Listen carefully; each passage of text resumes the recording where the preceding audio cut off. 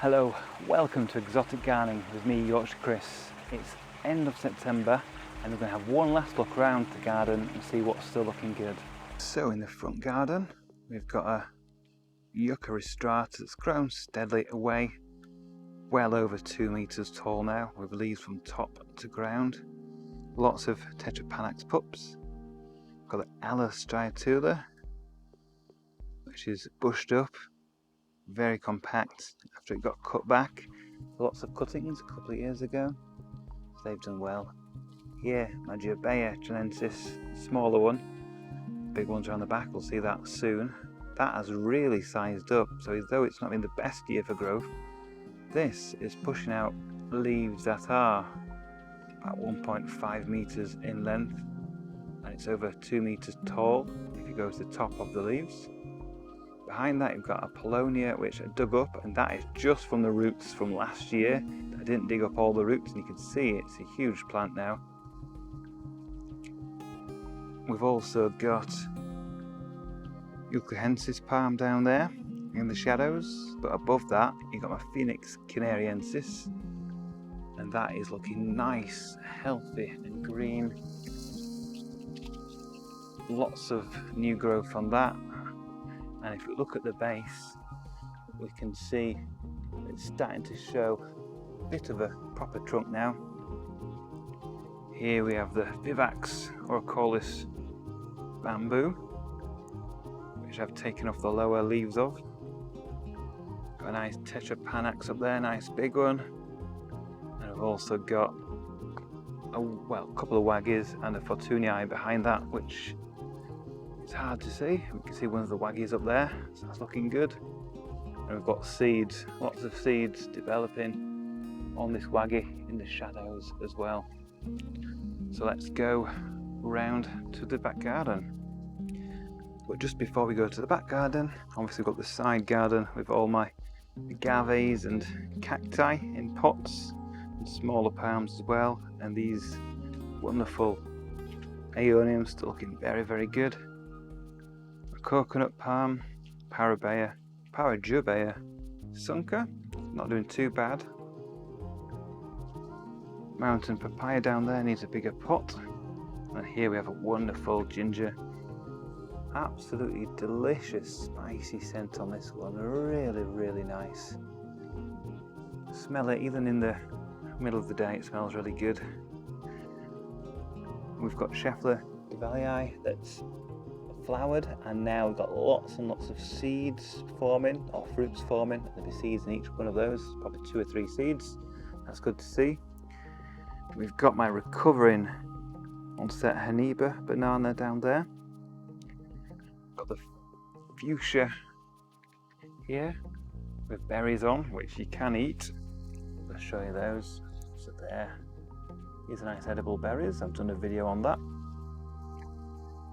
Got the flowering Begonia luxurians, and then we've got a couple of flowering Brugmansias. Lots of yellow blooms, unfortunately not highly fragrant. This one is still very nice to look at. The pots are still looking good. So one begonia has completely filled this pot. It's looking stunning and healthy as we go through to the end of September now. Same with all these potted plants. I won't name them all because we've done that in an earlier video, but you can see how they've really filled out. This pot in particular was just cuttings that were taken in May, the Plechanthus and things, and it's completely filled this pot. So I'm really pleased with how these pot displays have come on this year. And I'll be doing similar next year, but obviously I can use different plants in these pots, so we can have some different variation year on year. Pitcher plants down there, and if we look over, got the Trachycarpus nova, which is sizing up quite nicely now. We've still got the Persicaria purple fantasy, still looking pretty fresh. It's been cut down a few times to keep it looking fresh. And we've got some flowers forming again. Eucomis have just finished. Bootia aerius spatha, still looking very good, very healthy, ever protected, and always looks fantastic.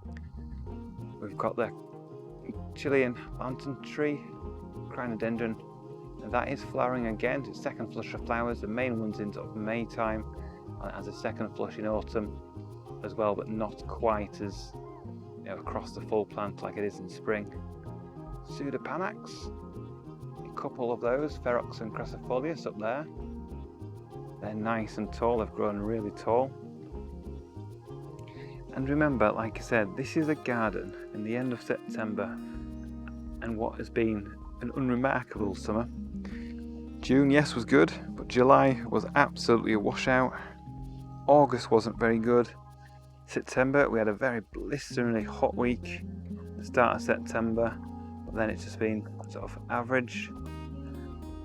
This is a princess palm. We'll do a full roundup of all the Trachycarpus species in a later video to show how they've grown, but a little preview, you can see the Waggy and the Princeps hybrid and all the others there.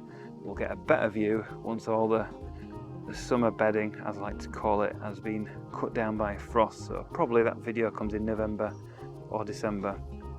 Obviously this time of year the light levels are less strong, the angle of the sun is lower in the sky, so we're getting bigger shadows in the garden now, but you can still see lots of flowers. So here,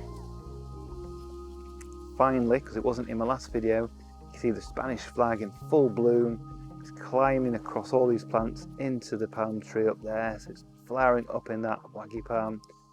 Gorgeous racemes of flowers.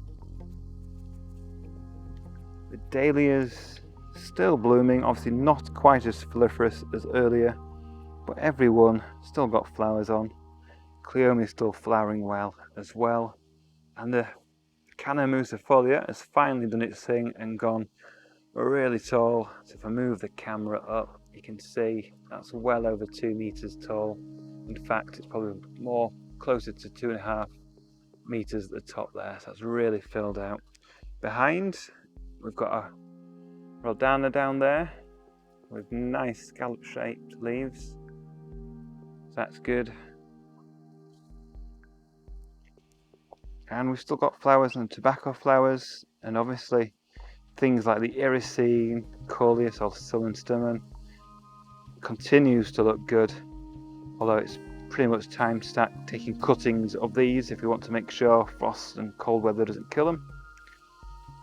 Blue bamboo, Berinda 1046, absolutely stunning bamboo, and I'll do an overhead shot from the window and you'll see how big these two bamboos have got. So we've got the younger of the two plants here, and then the mother plant going up here, but now I'll just show you what it looks like from above. And as you can see from above, the back garden is basically, well, all you can see is the bamboo, the Berinda 1046, two plants covering the garden from this perspective. And then on the right we've got the Ferox, Pseudopanax ferox and Crassifolius. Behind that's the jungle hut, behind that's the grasses, and then the Arid garden you can't really see. And then in the distance you've got open fields, and that's my eucalyptus trees, you can see nice and tall now, and then the open views beyond. As we go back down into garden, we've got palm trees, we've got more dahlias. Like I said, they're still flowering, but there's more shade at this time of year in this area. Gingers looking good there. That's a new division of Forestii, so not too many flowers in this division, but if we look up, we've got lots of flowers over there, which we'll get to in a second. I'll just pan round to my left, and we've got some really nice tree ferns, very long fronds. These are the best growing tree ferns in the garden.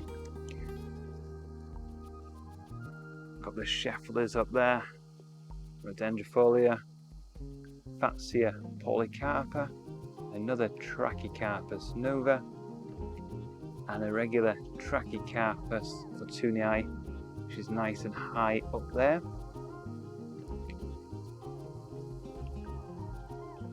And then we'll come round, we've still got this wonderful Persicaria, which I don't have the exact name for, but it's like a lime leaf type type of Persicaria, but the flowers, really good contrast and still blooming strongly as we head towards October.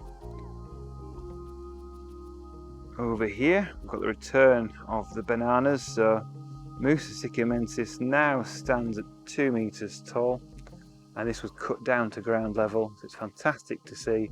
It's almost back up to where it was last year, so really good recovery on that. We've got the Canna Cleopatras blooming really well. We've got the Fatsia Annalise there, the Honia Soft Caress, which has nice contrast.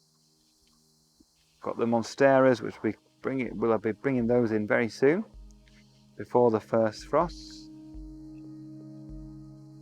It continues colour in the garden, so again more irisine, this yellow variegation here, contrasting nicely with the ricinus. We've got ricinus here, nice tall red varieties, some nice apricot orange dahlias there, and if we look up, we've got the daddy of all dahlias, Dahlia imperialis, which is very tall, but it's not as tall as it can get. It can get much taller than that. So that's about 2.2, 2.3 meters tall.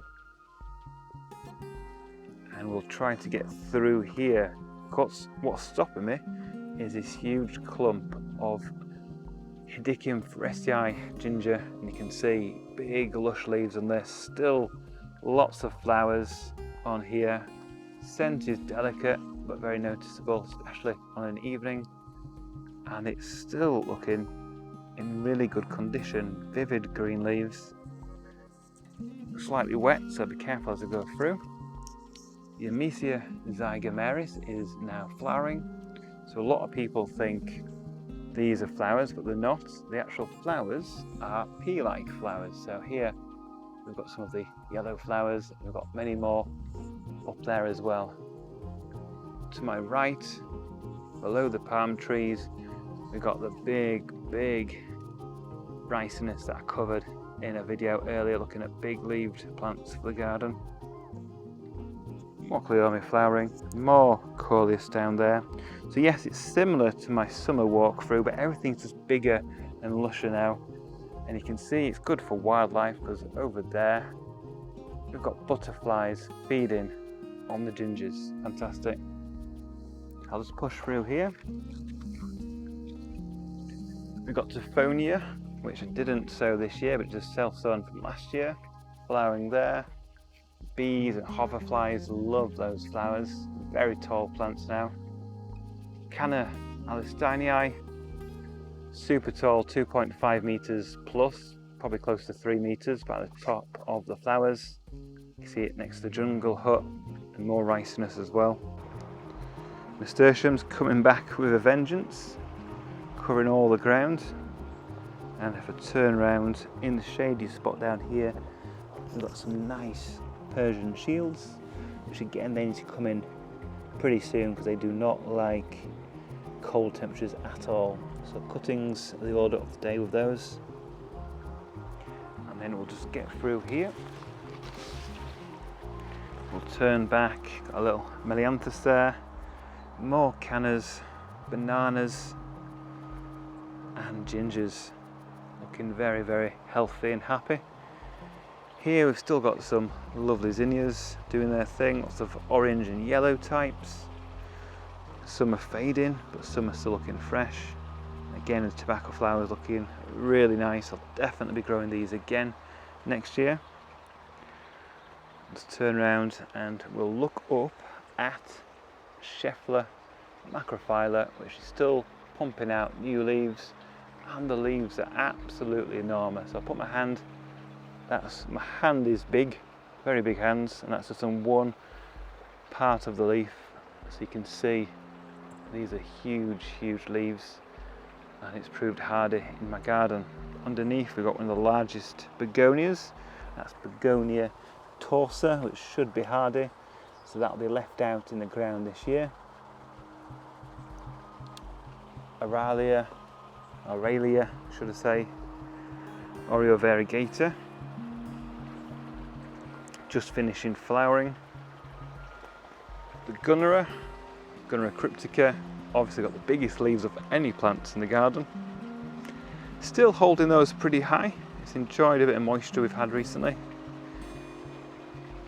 And the bamboo hedge, which I will be thinning out and cutting down a bit over winter, but gives me great shelter for this part of the garden. The colocasia is still looking healthy.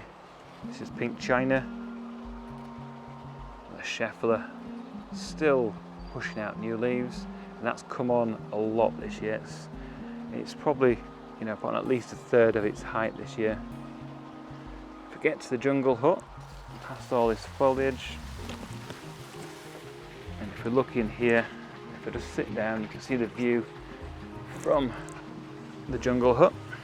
I don't get to sit here very often, but when I do, this is the view I get. So you've got the cannas and ricinus to my left, the scheffler in front of me, and the zebra grass as well. There's some miscanthus, a really nice view this way. And I pan round, and you can see further down into the garden, but the archway prevents seeing further down, so it divides the garden into a couple of garden rooms. So we'll go down and explore that half of the garden.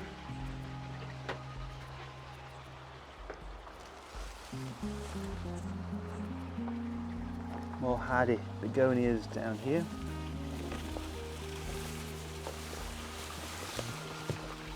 And then we get to the pond. Got the Gunner tinctorias looking excellent by the water. If you saw my Gardener's World video or episode where I was featured, you see there's a football in the water. It's obviously now gone. Nice big Princeps hybrid palm, but even taller than the Princeps hybrid palm are the Miscanthus giganteus cross sacrophilus grasses. Huge grasses, well over 3 meters tall. And then this is a view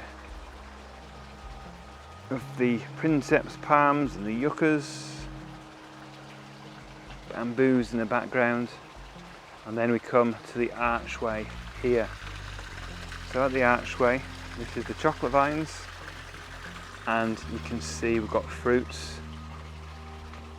Look at these purple, bluey fruits. They're split open, and then you can eat inside. You can eat all this soft flesh. Tastes really nice, but as you can see, it's full of seeds which you don't want to eat, so it's a bit of a mess to eat, but nice to have once or twice just to try it. And it's absolutely laden with fruit. This is absolutely hundreds in here. And then this is a view looking through the archway into the arid part of the garden. And as we move through, you can see the Jabea chilensis Chilean wine palm covering this area, and it's grown absolutely huge now. So yeah, really frames this part of the garden. Very much a statement plant right in the middle of the garden, and it demands this space now. So as you can see, I've moved the paths from last year, the wooden paths, into gravel paths with cortine steel around the edges. But since my last video, things have really grown up. So yeah, we've got more gingers, which just happened to appear here when I was digging up the paths. And then we've got this amaranthus, huge tall growing amaranthus, well over 2 meters tall. If I just switch around here, we can see the gunneras again, but we can also see the Spanish reed. This is a Rundodonax, which is nice and tall up there. Things are starting to fall over a little bit. We've had a bit of wind, so we've got a bit of the amaranthus falling down, but overall the garden's held up really, really well this year. Here we have some nice Coleus or Solenstonum. It's got a ginger, and I'll be digging this one up just to give it a head start for next year. This is Greeny Eye. It's been out in the garden for years and years, but last year the winter was pretty cold and sent this back quite a long way, so I want to help it and put it into a pot for next year's display. So this is the gravel path going round, which I'm very pleased about. More gingers. It's the same ginger repeated over and over again.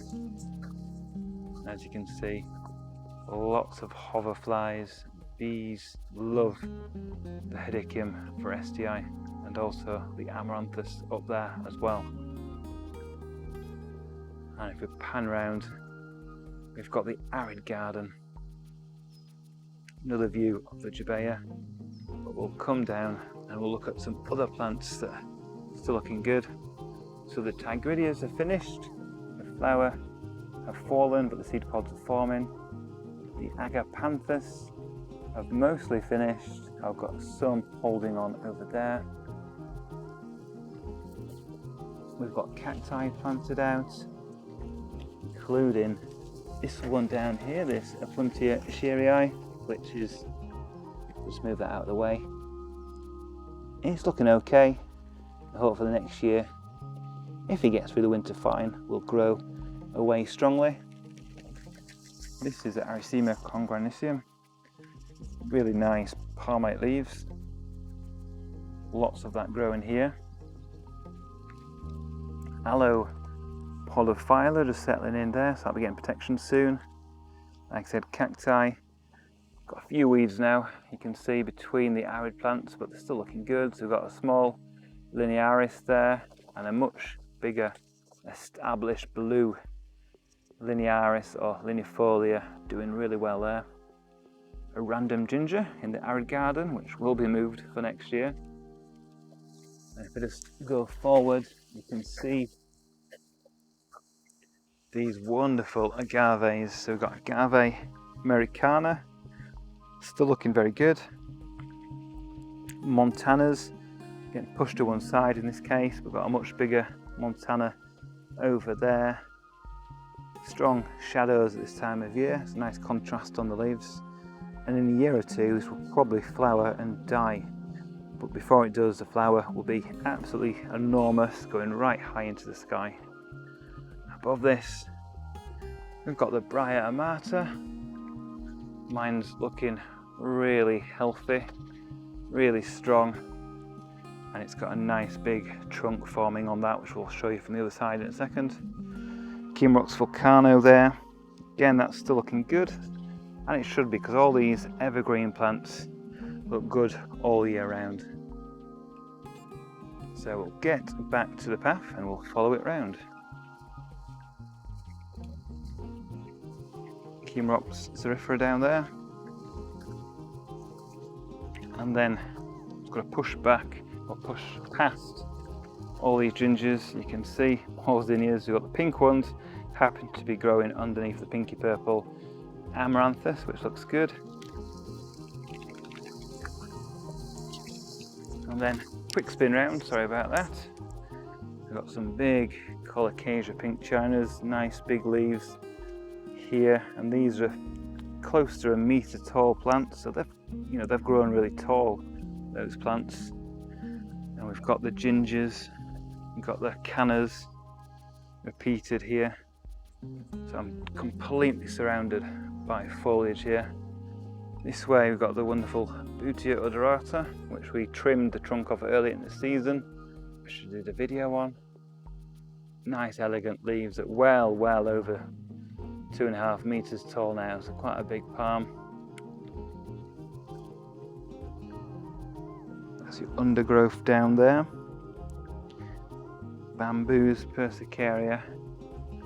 More cannas still flowering away. Like I said, it's going to be October very soon. It might be October when you're watching this video. It's amazing how, when you grow in an exotic or a tropical garden like this, it can look good all the way through to November. So if you want to use your garden late in the year, if you want plants that will look good all the way from June all the way to November, then exotic tropical garden is probably the best way to go.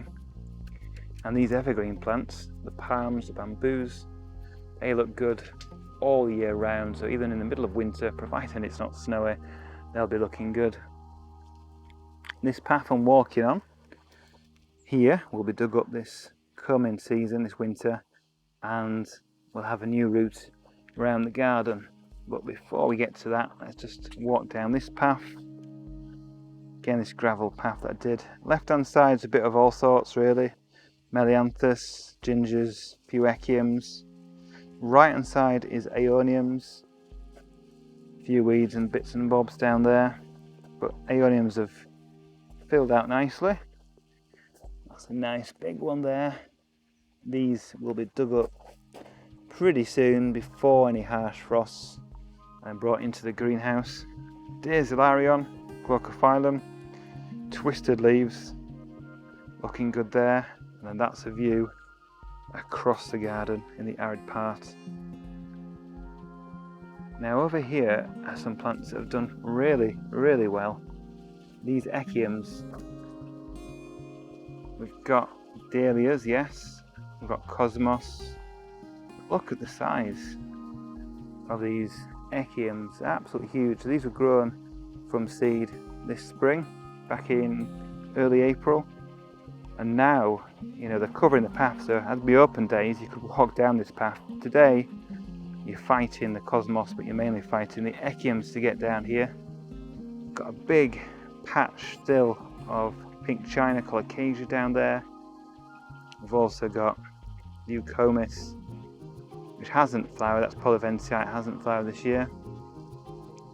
There's a nice palm tree with a snake in it. That's Trachycarpus fortunei. So before we finish the video, there's a nice yucca there. We'll just walk down to the end of the garden, show you the area that wasn't open on my open days, and quickly just sort of say what we're going to do over winter. So this area, if I just focus straight forward, you can't see much other than a lot of bamboo and a few palm trees, and I really want to open up this area. So I'm going to thin out this bamboo, this parvifolia, might even dig it up, divide it and move it. I'll definitely be thinning it out so we can get more light, because the light's mainly coming from that side, shining through. Get more light on this palm tree here, which is probably my star palm tree, Trachycarpus orophyllus, which is looking pretty good. A little bit ropey on the older leaves because we had the cold winter, but that's pushed out lots of new leaves. Huge palm tree now. That hopefully, as I've said, the last 2 or 3 years, will flower next year. A bamboo forest, I'll be digging those up. These are seedlings of Chiskea gigantea. Now I'm going to try to get through here without damaging my camera or myself. So just going to have to just bear with me for a second as we fight through all the bamboo. This is why this wasn't open in the open days, because lost my microphone. Let's get that microphone back. Thank you with it. So yes, I lost the end of my microphone, but we'll carry on regardless. You can see why I didn't open this part of the garden, because it's got all my bamboos down here and also bits and pieces that I was hiding away. If we look up, we've got the tree ferns looking good. Just have to step over that. Kept the old leaves on down here from last winter, and we've got the new leaves looking really good as well. So these have not been watered enough this year, really. Not been down here as much as I wanted. But hopefully next year's flush won't be too affected, because we've had plenty of rain overall this year. And then past the climbing frame, we've got the big Eucalyptus gunnii reginans up there. And this area as well will be developing over winter. So we'll have a path round from the arid section coming through here. I'll be thinning out these plants, moving some of these cannas, and I may dig up my tree ferns and sort of scatter them about this area so you can see them better. So let's just quickly get up this way. You can see got loads of bamboos, loads of tree ferns down there and fatsias, so I'll be changing that. We'll be digging up, removing this wooden path, so it'll be quite a different area this time next year hopefully. And just to get your bearings, if we go down here, we are back here in the nice colourful area before the arid part of the garden. So that is a full tour of the garden, front, side and back, for the end of 2023. Pleased with how everything's grown this year. It's not been the best year, but it's definitely not been the worst year. And as I stand here in the warm sun at the end of September, looking at the Jabea chilensis and all the plants around it, I'm pretty pleased with how the garden's turned out. So thank you for watching this edition of Exotic Garden UK. Join me next week where we'll be doing more in the garden.